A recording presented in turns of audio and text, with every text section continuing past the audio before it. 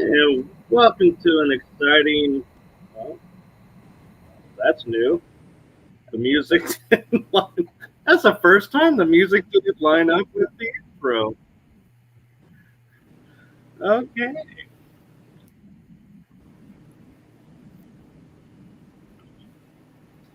So, with that fun start, let me introduce myself. I'm Michael, host of Writing Through the Unknown, and I want to thank you all for joining us on this adventure into the unknown, the esoterics.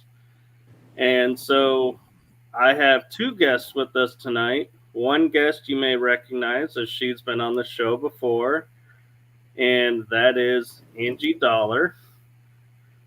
So welcome back to the show, Angie. Thank you. And so for those who missed the first episode, what's a little short synopsis of what you do? Oh, I do quantum healing hypnosis, QHHT. So that's Dolores Cannon's method. And someone, Tim Goldman, also created quantum healing, EQH, to do the method online, do a similar method, which essentially I feel like it's the same. And then I also will do SRT Energy Clearings. Very cool. And in full transparency, our original guest had to reschedule due to a prior commitment issue. And so Angie was kind enough to come on and suggested I bring on, and I hope I pronounced his name correct, Jim Girouard. Right. Wow. Whew. That was good. So, Jim, welcome to the show. Yeah, it's a real honor to be on, and I'd like to thank you, Mike, and thank you, Angie, for inviting me. Yes, you're welcome. And as I was reading your bio, and it's in the description, but you can, if you wouldn't mind, give a little bit of your background and what it is that you do. Well, around 2009, I was starting to become familiar with a book called the Bible Code. And there was a guy who put every 50th letter together, and it spelled Torah. So he realized that there was a pattern of letters in the Bible which were written in code. So when they invented computers, they were able to decode thousands of letters, and they were getting answers and they were getting predictions. So then there was this other group that was trying to debunk the Bible code, and they were saying that they were going to, run the book Moby Dick into a computer code, and they were going to get the same results, which they did, and they got results. They got answers and they got predictions. But my take on it was that they didn't prove the Bible code was a hoax. They proved that if you had thousands of letters, you could get answers and predictions. So I thought, well, how can I get the letters? So I went to a flea market and I said, do you have Scrabble? He said, no, I have Boggle. I said, what's Boggle? And he pulled out this box, and it was a game that had 16 dice with letters on it. So I thought, wow, this is like seventh heaven for me. Because I've been using 5 regular dice, throwing them 20 times, and decoding the numbers into letters, which was very time consuming. So now I had 16 dice with letters on them.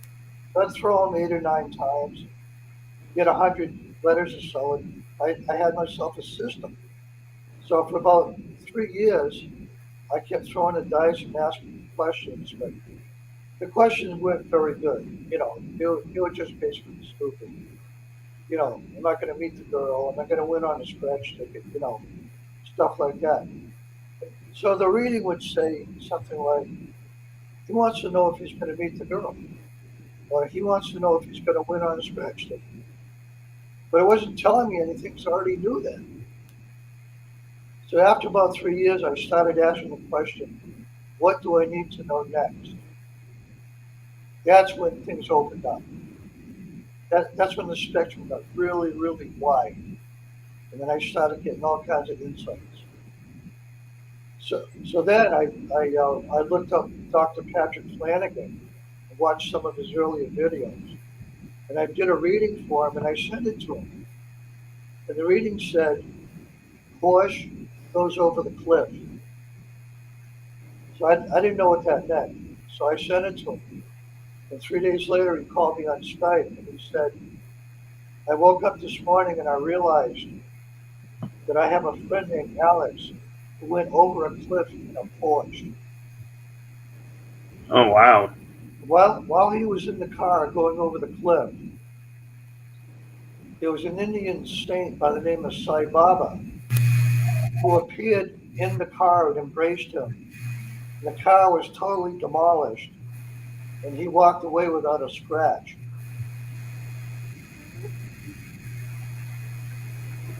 So I said to Dr. Flanagan on Skype, I said, I've been wanting to go to Sedona for the longest time.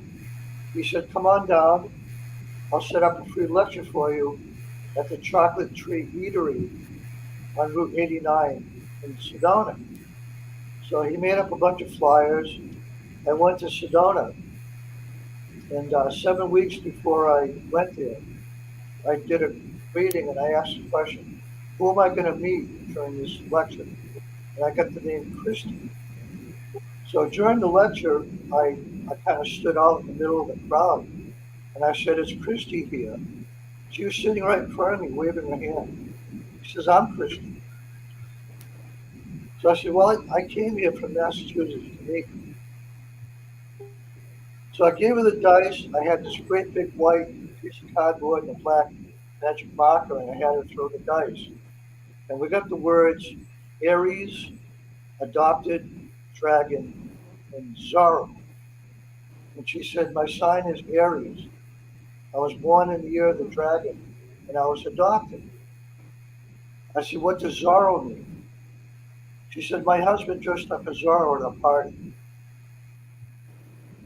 Oh, wow.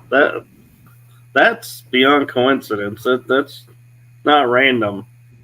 Yeah, so I turned around and I showed the cardboard, with the letters on to the crowd and everything. And it was really magical, man. It was like an explosion of interest. People wanted to know more about it and stuff. And at the time we had to leave, so I didn't get a chance to interact very much with the people there. But that was sort of like what put me on the map. Yeah, I could see why, because you couldn't argue that because the words are there and you have no idea what they mean, and for them to all land for her, that you just can't explain that away. That's like proof in a nutshell right there. Yes. So just today, I sent a reading to Angie, and it was about Nostradamus because I watched a video by Dolores Cannon, and she was saying that Nostradamus was coming through these hypnosis sessions, and that the first person that got a message from Nostradamus, she got so freaked out she went to Alaska. But then what happened was Nostradamus kept coming through. And one of the things that Nostradamus told Dolores Cannon was that he was not a disembodied spirit, that he was still alive in France, and he was communicating with her from that incarnation. So I'm curious with something I want to share, and we were talking about backstage was we used the word divination and saying, the dice, throwing the letters, that's divination. And I was realizing you were pointing out saying, you're calling these letters to you and creating it.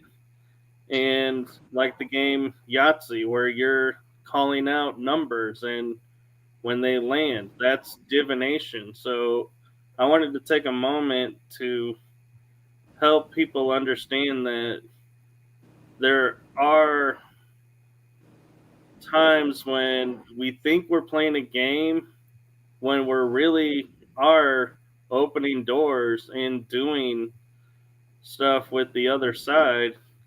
Yeah, And so that is something to be cautious about and explore. I don't want to freak people out and make them say, oh, I don't ever want to do that again. Just be aware of what you're doing is what I'm asking. yeah. I mean, Campbell's soup. I mean, everybody knows what Campbell's soup is. I mean, you must have had Campbell's soup when you were a kid, right? Right. Okay, everybody knows what Campbell's soup. Well, Campbell's Soup Company 50 years ago created a dice game. So now, for 50 years, people have been buying these dice and they're throwing the dice. And what happens is they think of a word and then throw the dice, and then the letters spell out the word that they were thinking. But they don't realize it's divination. They think it's a game. So for millions of people for 50 years have been doing divination, but didn't know it because they just think it's a game. Right. And that in transparency led us to start talking about the Ouija board. And we were discussing that the Ouija board itself is not the dark entity or darkness that we all talk about why you shouldn't do a Ouija board and mess with it. It's the individuals who are inviting spirits into their home and not taking responsibility to exit the spirits that they bring in. They don't realize they're really opening a door and inviting real things in. They think it's a game and ha ha ha moving a thing around when chances are there may be a real spirit coming through. That's right. And it's mostly teenagers who are just looking for thrills, because they're bored or looking for something to do or whatever. And they don't take any precautions because, I mean, what kind of knowledge do they have about the spirit world?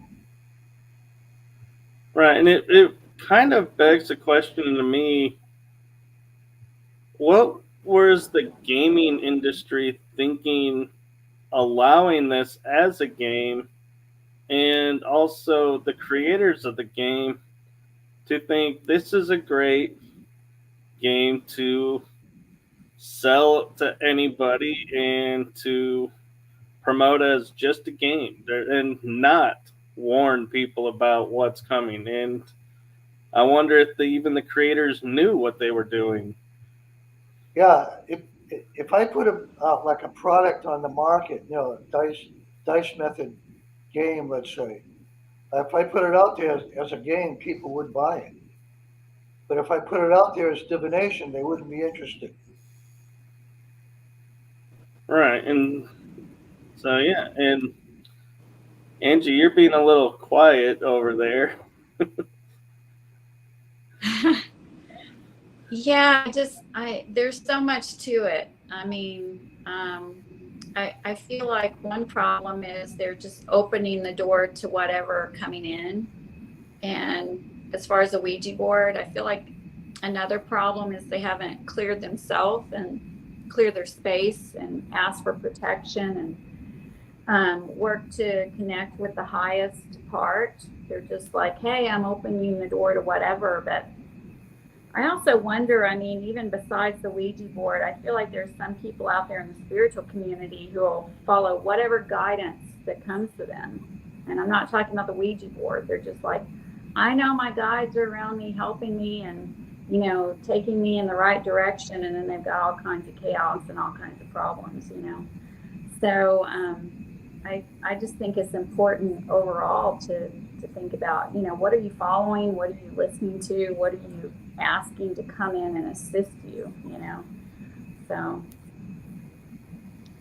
Right. And I think another important thing too is that, like Jim was saying, is be aware of what questions you're asking, because the questions can easily be interpreted different ways. And so be very cautious and clear in what you're asking. Would you agree, Jim? Yeah. Yeah. And so, also he talked about low-level questions. So he also talked about low-level questions, like asking, when am I going to win on the scratch off? When am I going to get that guy or that girl? And I think part of it, if you're really seeking some spiritual enlightenment and growing spiritually, you may want to look for some more deep questions than just the earthly things. So. Right. And in a weird way, it kind of sounds like it also is to think of questions for humanity's sake, not just your own personal agenda, because we all need to help the world that we're in and not be selfish and think only of ourselves. But with that being said, that is a double-edged sword, because we have to take care of ourselves to help others. Mm-hmm. Yeah, I want to tell you another aspect of this reading that I sent to Angie earlier today. I didn't know who you were when I did the reading. So when she wrote to me and told me about this program, I took the reading back out and I decoded it a second time, and it said, Angie's friend, Mike Kopf, interviews me. Oh, wow. I knew nothing about you. But your first and last name was spelled out in the letters. I will admit I'm getting chills now, because I remember you sending me a message and saying, do you ever go by Mike? Or do your friends call you Mike? And I said, yes, some friends call me Mike or Michael. And I was interpreting it as you were thinking, okay, so on the show, is it okay to call me Mike? Or do I want to be called Michael? And I had no idea this was attached to a reading. So yeah, that in the reading, it was spelled out Mike.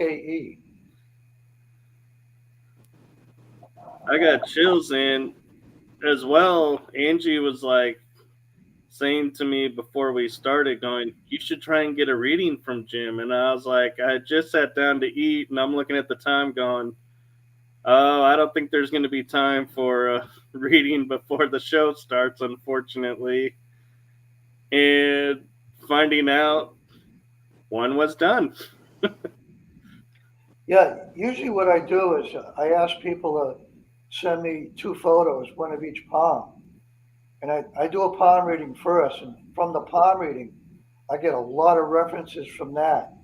And then when I do the dice reading, it just gives me a whole lot more to work with. And it's interesting too that how it works out, because I was talking to Angie and a couple others and saying, I'd like to get a group on because I normally only have one person. And I was like, hey, I was getting a feeling of a group, 3 people. And she didn't know this and comes up to me and and just writes me and says, hey, I have a friend named Jim who I think you should have on. He was on Robert's show, Typical Skeptic. Yeah, And I was like, before she even told me you were on Robert's show, I was like, hey, if Angie's saying I should talk to you, I'm sold. I want to get you on the show. And I was like, I was pumped because I'm like, okay, Angie doesn't normally recommend people to me. So I was like, what's this going to be about? And I got to say, Angie's got really good taste in bringing people on. but Angie has a very powerful auric field.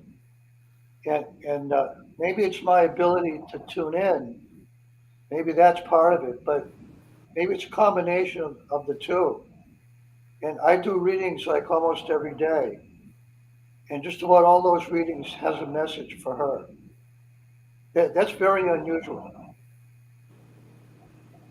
It's interesting you say that because I had a guest on Tuesday night. Her name is Olga, and she did an Akashic reading for me. And one of the big things that she was telling me as well is she enjoys doing the readings because as she's helping others, she's also helping herself. And to me, I feel like that's one of the things that I like. I like to listen for is because that to me says this person's genuine and authentic, because that's a sign of enlightenment and awakening, not just, I'm doing the readings to make ends meet, and I'll tell you what you need to hear, so you'll keep coming back and I can keep paying my rent. Right. That's why I try to avoid the whole money thing because, I don't want somebody sending me $50 and then I start telling them what they want to hear because they're sending me money. But they do send me donations. Right. And well, that's really nice that they do that. And I feel like the equal exchange is a good policy. And the exchange is, we always think of it in terms of saying money for services. But in the beginning of time, it was exchange of energy for services, an equal Yeah, exchange of energy. yeah. See, the whole thing with the dice method is when I decode the letters, it might have a person's name in there in the reading, which means that the message is for that person. So, I'm not going to write to them and say, send me $50 and I'll send you the reading. I already know that the reading is for that person because the name registers in the letters. And that's one of the reasons why I try to keep the money thing out of it because the whole process is really spontaneous. That's a good way to look at it. And I'm curious because Angie's been helping me with discovering my past in programs and stuff that's been hidden from me.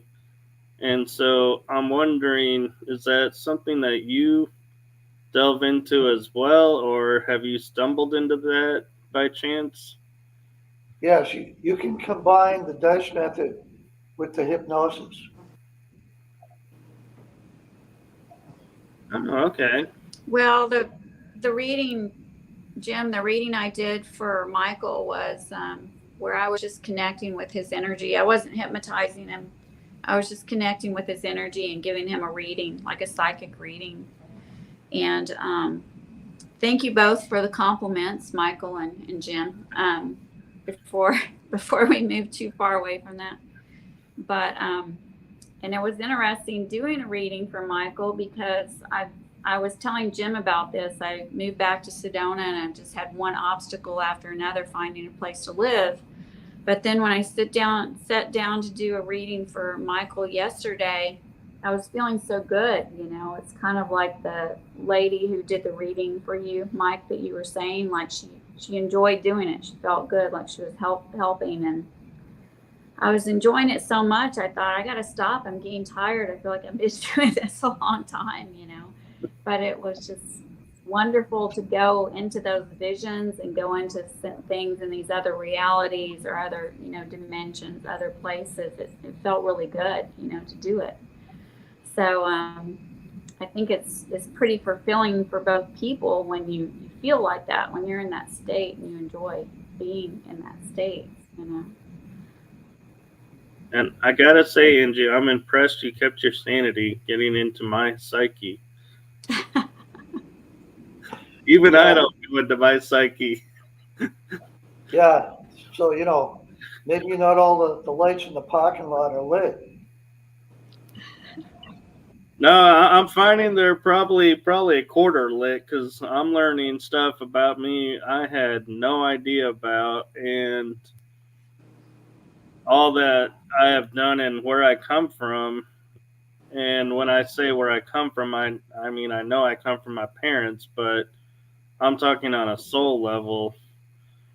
And to hear that information starts to paint a picture of, okay, that makes sense. And a funny thing with Angie is because we were talking a little bit afterwards, and in the reading, she was saying stuff like, well, I don't know why I'm equating this to TV or movies. I don't normally do this. And I told her, when I'm talking to people and I'm trying to explain something that I feel is way out there, I go, let me put it in terms of a TV show or a movie I've seen so it makes it relatable. And she was like, aha. And she would make comment like, your left eye, you know, is more enhanced than the other. And I was telling her, you know, it's interesting because my left eye will twitch and feel off sometimes more than the right eye. Oh, and I didn't know why you sent me that message. I thought, why is he sending me that? But now that you say that, it's because I said you were a cyborg in a reality and it was your left eye, and I'm feeling it on that left side. Because see, when I'm in that state doing those readings, it's like I'm in a trance and I come out of it. I don't remember everything I've said. I just send you the audio recording. I'm talking into the audio and I just send it. And I don't generally listen to it again. You know, it's your stuff. And so you said that. I thought, why is he telling me his left eye twitches? What does that have to do with anything? You know, but it's because you're cyborg, you had that implant in your eye that I kept calling it robotic is what's coming to me. And I mean, we know that it's like computer mechanical stuff, but robotic. So. And so I'm wondering, Jim, with that kind of information, has that ever come up with your dice stuff like that? There's a magical name that comes up for you after a certain amount of readings. It might be in the first or second reading, or it might be in the 20th reading. A magical name is like a sentence that describes your true magical nature.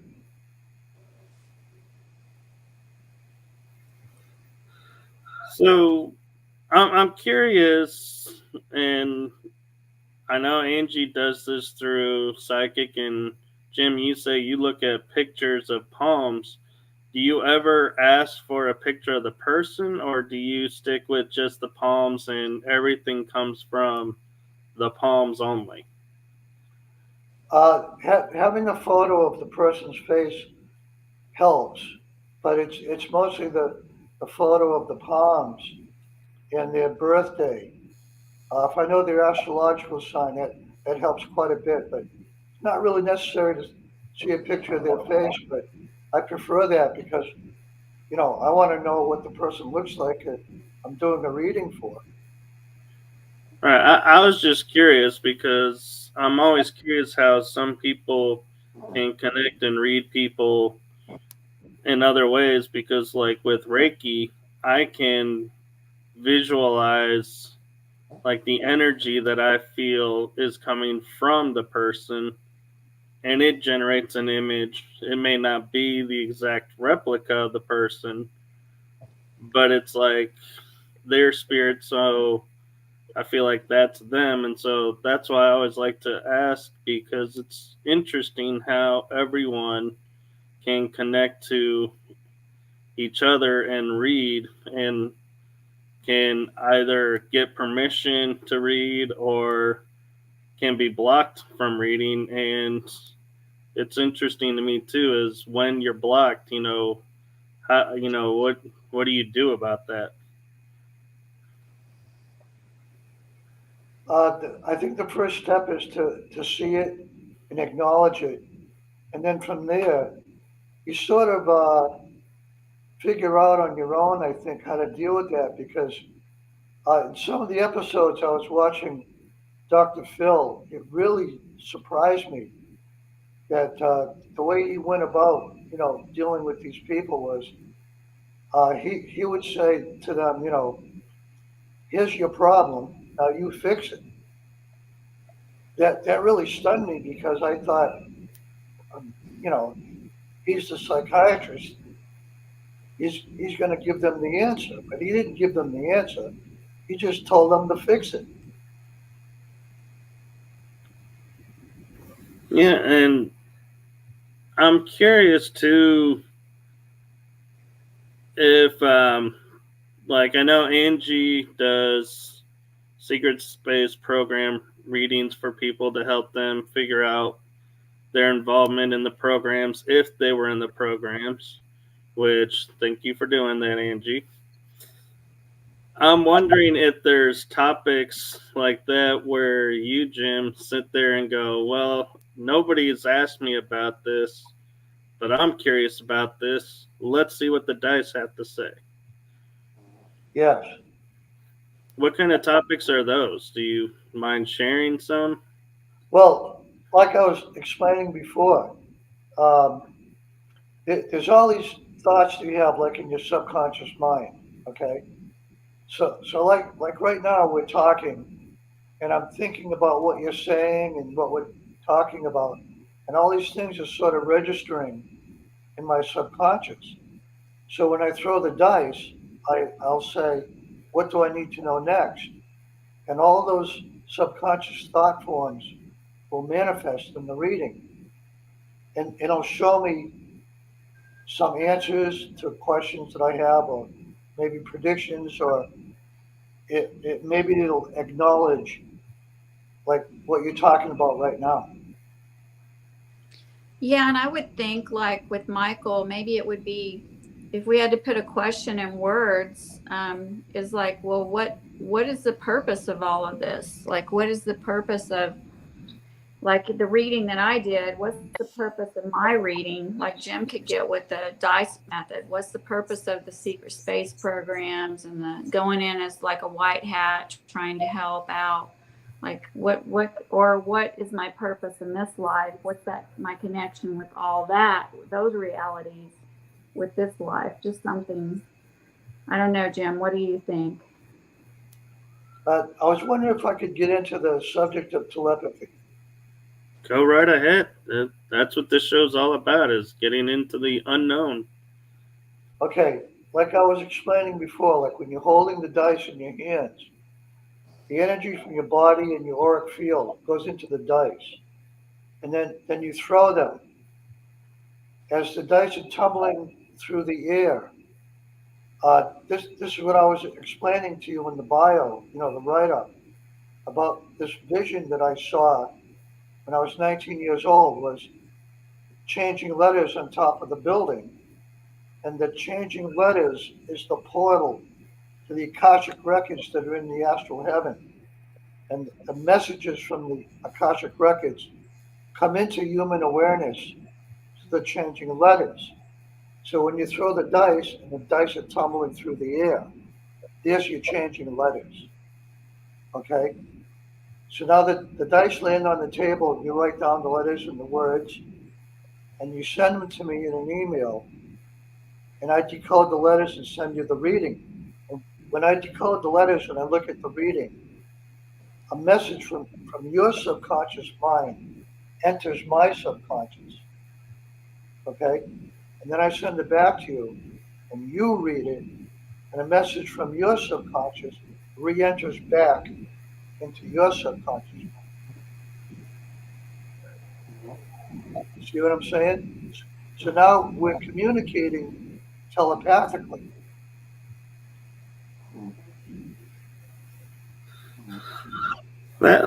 That's really interesting because that puts a whole nother twist onto it. That you think, okay, he has the picture, so he's looking at this person and seeing this person in their mind and getting the answers. You don't think about, like you're saying, yes, my mind is communicating to your mind and then communicating back and having this conversation, because that's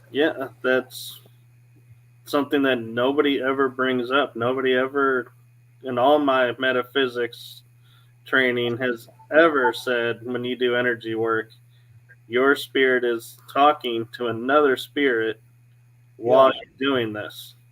Yeah, it's never been done before. So is this something that you stumbled on, Jim, doing, and was got interested in, or was it something that you feel was a calling and that's what brought you to it, the awareness of it? Like I said, for the first 3 years, I'm just like any other ordinary American person, asking all stupid questions about what I want in life and not getting any answers. And as soon as I started saying, what do I need to know next? All of these things started happening, amazing things. I started seeing people's real, natural, magical qualities. And even though I was seeing it, I couldn't make them realize or understand that I understood their true magical nature, because they didn't understand it themselves. But I could see it. I could see it in everybody that I met. It was a whole different type of appreciation of other people, because now I could see their real nature, because now I'm observing my consciousness by using this method, because I'm looking at the letters and I'm thinking, these words I'm getting in the reading come from my subconscious. How did they get there? How did they manifest from my subconscious onto the table in these letters? And once I realize what it says, it re-enters back into my subconscious, and it creates like a loop. It's like revving an engine. You step on the gas, the engine goes fast. You step on it some more, it goes faster. It goes faster, it gets hotter. It's like revving an engine. And the more you do this dice method, the more you're observing your nature, your consciousness, your awareness, the way that you see things. You're looking at that, and you're seeing it manifest in the letters. So, how is that happening? Right, and it brings to mind, I've seen on Facebook, these pictures that people put up, and it's a whole bunch of letters, and they say, oh, what's the first 3 words that you see is what you're going to be bringing into the year, or what you're dealing with. And I always find it funny because it's like I can see like 10 words right off the bat, and I'm like, which one do I want to pick as the 3? But I've never thought about my mind is projecting into the screen, looking at all these letters to say, these are the words you need to look for. Yeah, I think that, there's a big difference between, I think what most people do is they sort of project thoughts and feelings, and a lot of times is like anxiety or dislike or whatever. And they're projecting that, okay? But then there's another way of going about it, which is you just radiate. And when you radiate, there's no anxiety or hatred or dislike or anything like that. You're just sort of radiating feeling, a good feeling. You're radiating. So the better of the two is to radiate and not be projecting, like opinions about what other people do, what they like, and that turns into like insults and condescending and on and on and on and on. Most of the communication, I think, is projections of these ideas and opinions, but there's very little of this sort of just radiating who you are, which is more peaceful and it's non-judgmental. Right. And I was talking with April Joy yesterday, and one of the things that we were talking about is, when you have something on your mind, you always go to like, someone like Angie and you, for example, saying, this is what's wrong. Yep. What do I need to do? And she was pointing out that people also come to her saying, this is what's going great. How can I make it even better? And I was like, and I loved that she pointed that out and said, you don't have to be in a bad space to come to me to get help. You can be in a good space and want to be in a better space Yeah. and just keep getting better. And that's one of the things that I was noticing with you is there is no good or bad, space that you're in. It's a question. You're leaving the perception and emotions out of it. It seems like, and just it's a question. Here's the answer. Done. There's no, oh well, the emotions, I can see are driving you to this or that. It's like you figured out a way to alleviate that. Yeah, it's a good point. The other thing I want to bring up about the way the dice method works is it's not a thinking process at all. So what you're doing is you're sort of bypassing the thinking mind. And all of these thoughts from your subconscious, including, memories of past lives, they start coming through. And when you bypass the thinking mind, they register in the letters and you get the message because your thinking mind is like a mind controlled computer robot that tells you, don't pay attention to all that stuff. Get back on the treadmill and go to work and pay taxes and be normal. Whatever that is, whatever normal is. Do we even have a normal anymore? I don't know. I don't even know if you can define it. We used to be able to, but no, I don't think we could define it today. But I'm also curious, Angie, when you do the readings that you do, I hear I listen and I'm hearing everything you're going through. And like I was saying with Jim's, is I could feel a detachment of things, but yours, I could hear every once in a while you saying, oh, I had this come up and this.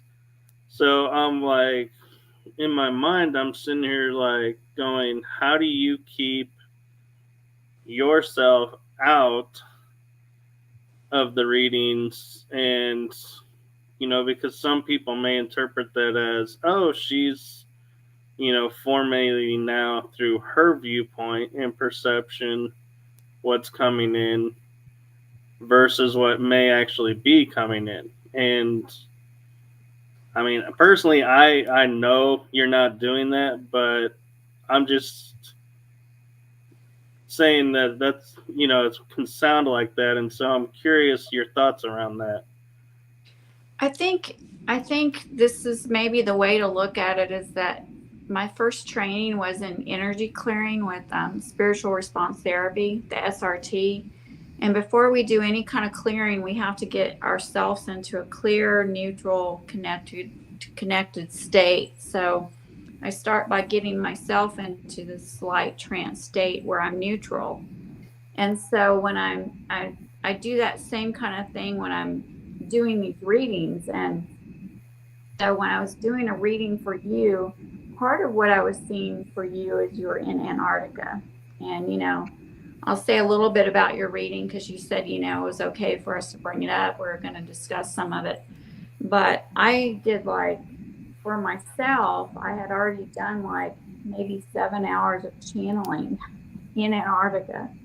I had done maybe just an hour or two with James Rink, but I did about 5 hours with a friend of mine of channeling for myself. And so when I saw you there, I think maybe that was one of the times where in your reading I said, oh, I was there too, So it's like I'm looking, and it's as if I'm looking at it as a movie is happening, and I'm seeing you and I'm seeing me. And then there were some times where I was seeing you and I was seeing Alex Collier, which I think you had said was a friend of your dad's or something when your dad was alive. And I'm seeing all these different scenes, and it's like when I'm looking at it from the standpoint of a reading, it's like I'm not really looking at it. It's as if my high self is reporting all this.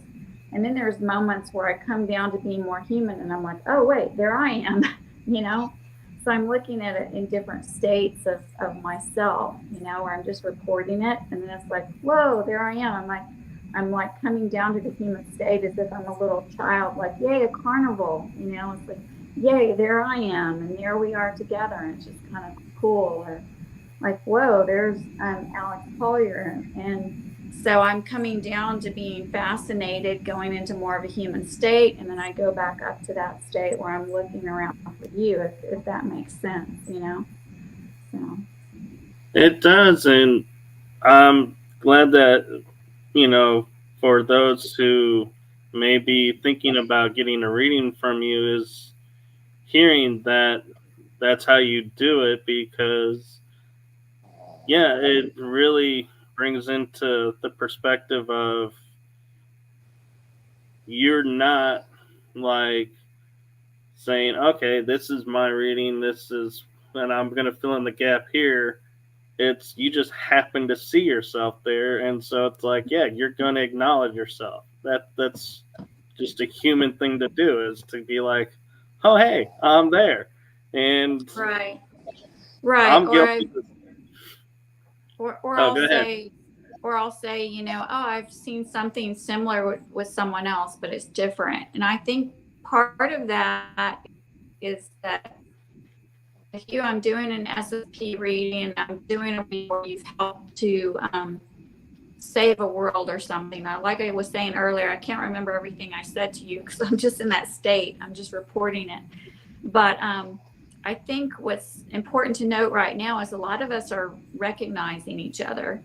So we're recognizing like, hey, I know you from SSP. I know you from other lifetimes. I know you from other realities. So it's like, whoa, look, there we are. There's you and me. Or I may see, like I've seen Christy out there, who you mentioned to me, Christy Campbell. I've seen us together. I've seen James Rink with me and some other people. So it's like, oh, wow, there's us as, a group. There's people that I recognize there, and I recognize them here as well. And it's kind of like an aha of like, oh, wow, this is cool. I think finding each other and going out there and talking about these realities and these situations is helping to wake other people up. And, the first time it was back last February, so it's coming up a year now. I've only known about these secret space programs, these kind of things, Montauk, MK Ultra, all that. I've only known about it for a little less than a year. And when I found out about it, I was in a group with Evie Lordgren. I know I'm saying her name wrong. And there was a woman in the group that was really triggering memories with me. And she even told me in email, she said I was saying stuff to try to trigger your memories. And I thought, I think she recognizes me from the programs. So I feel like reporting on this stuff and maybe saying things like, oh, yeah, I was there too, is helping people to wake up and bring in their memories and start to make sense of all this. So. And also another aspect of that too is if I have questions about it, I'm like, okay, like, if I wanted to know more about what's going on in Antarctica, it's not like I could go look up, somebody on Facebook and go, okay, tell me what you experienced in Antarctica. And so it's nice to hear, oh, you were there too. So if I'm confused about something, I can say, hey, what do you remember? And maybe that'll help unlock memories. Yeah. And go ahead. Go ahead. Well, and I mean, I'm seeing a vision of it right now. Like black fabric with holes and just helping to fill in is where you make a little memory, like you messaged me today and you said, okay, some of this is making sense towards something as a child or something like that, some sort of little memories you had that were kind of making more sense after you listened to what I sent to you. Right. And one of the things too is it's like you sitting there and I've hear all these stories and I've been like, I don't have those memories. I don't have those bad image memories all the time. And I know I was splintered. I know I went through this or that, but it's like I don't have the full recall memory of that. And sometimes I'll sit there and be like, well, that seems weird to me. Was I like an observer to the program and not really truly in the program? And then in the reading today, you were saying stuff like, well, you were put through, but you were in for this reason and that reason. And so you were flipping on what was going on. And I was like, that may explain why my memories of the program are different because of my reasons of why I was there. And so it may have altered my perception, and that's what, and it's like, it kind of, for me, was a little reassuring to go, it's okay now that my memories may be different of these projects versus everybody else, because I wasn't in like everybody else. That I was there, I was a part of, but I wasn't fully in. If that makes sense. But also you having different memories, I think, makes it to where you're not potentially just following what other people say. And I heard Penny Bradley talk about that because I thought, and I think you've interviewed her on your show. Right, I have. I heard her. I was thinking, gosh, I'm talking about all this Antarctica stuff. I haven't heard anybody else say anything about Antarctica. And sometimes I'll purposely not listen to a lot of what other people say because I want it to come from me. But I'm surprised at how I'm not hearing some of the things that I've said about Antarctica. And I heard Penny Bradley say that she can tell someone's authentic when they're saying things that no one else has said. So she knows they're not just going listening to other people's shows and picking it up. So maybe there are some people who do have very similar memories to people who are talking on these shows, and that's all they have, and that's fine. I'm not saying they're making it up. But I was happy to hear her say, hey, you know, shows some authentic thing when you're saying something different. So, and I think that was true for you with your reading, as I was getting some different things. But I was also trying to search for some positive things, because I feel like with a lot of people, I'm saying, oh, here's all this terrible stuff. Like, I saw you as an assassin in SSP, but I didn't dwell on that. I was looking for what are some positive things that have truly happened that I can pull into this to give to you, to just bring in some sense of being empowered and feeling like, hey, I have been out there trying to help. Because one of the things was seeing you up on a spaceship where you were monitoring, helping Earth and helping some other places. So. Right, and I think that's important too, is, you know, especially when you're dealing with such a high emotional topic, is, you know, we can easily get grounded and be affected by saying, yeah, like you're saying, you know, you were an assassin, you were, you know, operating in this area, doing this here, this there. And you could easily start psychologically going, oh my God, I'm this secretly this dark person. But one of the things that helps is to also go, but you also did this, this, and this, which was helping. And so it's like, okay, there's a balance. And so I'm not all bad. I'm not all good. I'm just me. And there's a little comfort in knowing, yeah. And that was one of the things that I was talking with Akim Wood, was we were talking about all the dark and everything, but I said, yeah, but we did peace treaties too. And he goes, yeah, there were times that we would do that. And I was like, so it's not all bad. And so it's like I was trying to, like you were saying, is to leave people with hope that there is light and there is good that comes from this as well.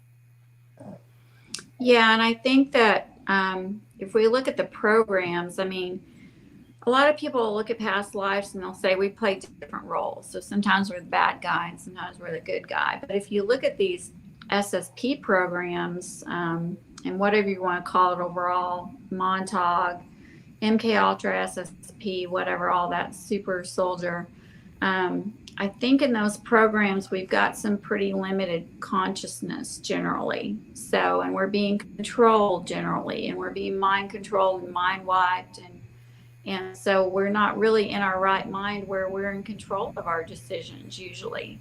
So I don't think you can say, okay, I've been the bad guy in that situation. It's like we've been controlled and manipulated and had our human side shut down and been, even if we're in an organic body, which sometimes you're in the cyborg body as well, but even if we're in an organic body or a clone body that seems to be human, we're part of our consciousness is so shut down where we don't have empathy or sympathy, and we just go off and we're an assassin or something, you know, negative, because that's what we're connected to. We're not really connected to our human side where we have compassion and we care about people and animals and that kind of thing.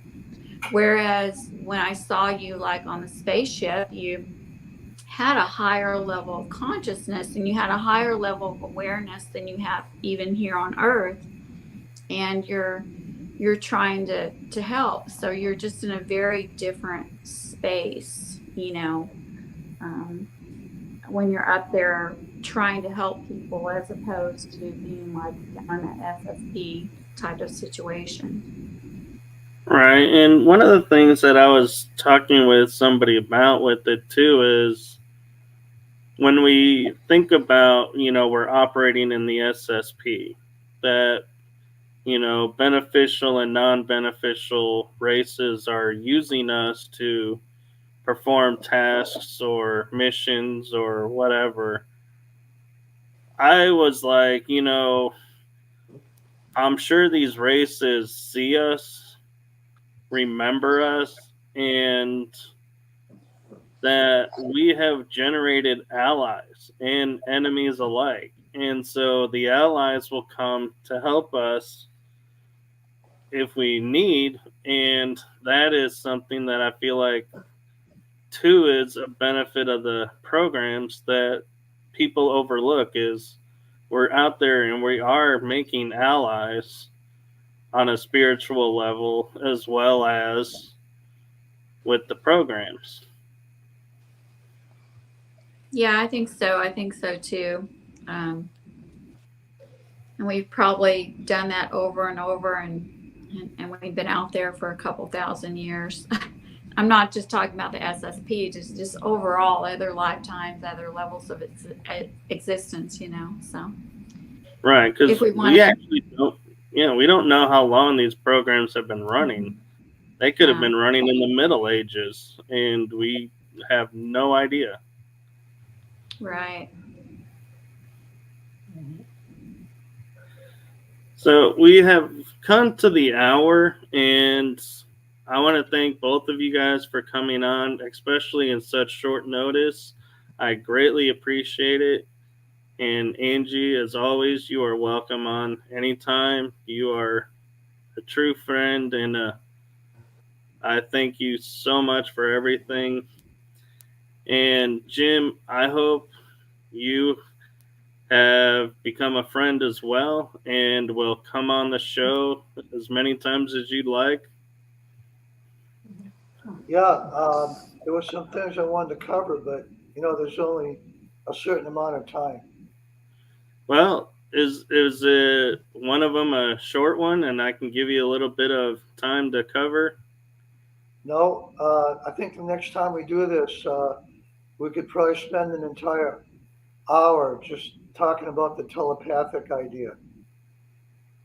Well, then I will be in touch with you, and we'll definitely set up a date for that. I am looking forward to that because telepathy is a topic that I have a lot of interest in.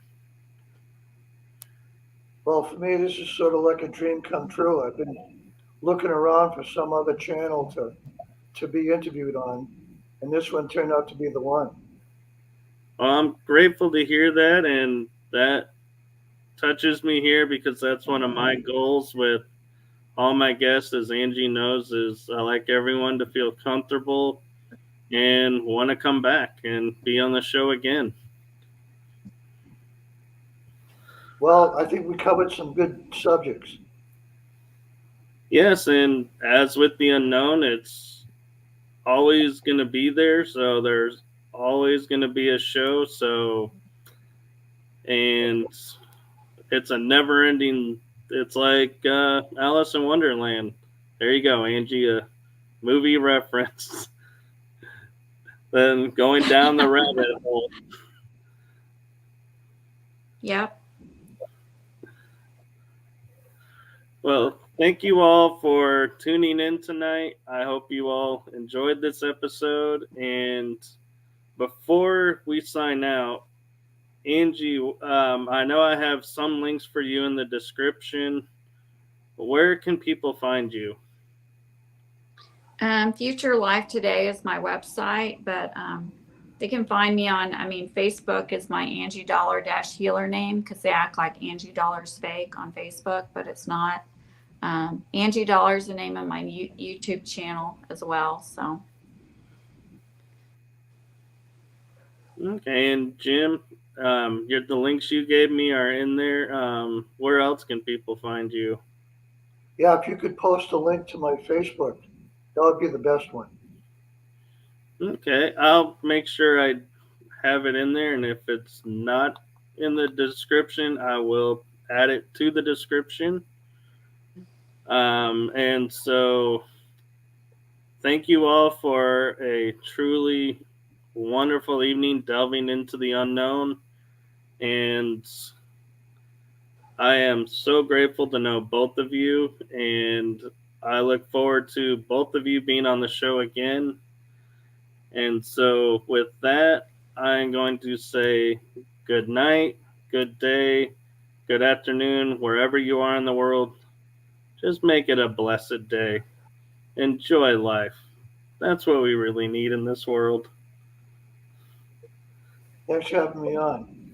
Thank you. Good night, everyone. Good night.